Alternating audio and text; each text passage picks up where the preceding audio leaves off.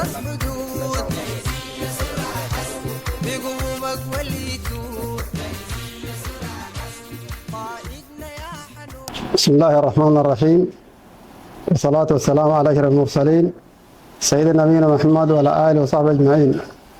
نحن نرحب سيادة الفريق محمد علي ورشي بزيارته لولاية غرب دارفور الجنينة، وزارة قواته تفقد القوة وكل القوة الموجودة في الولاية، واليوم جانا بهذا القطاع قطاع ولاية غرب دارفور الدعم السريع، وتكلمنا معاه في مواضيع تخص كل القوات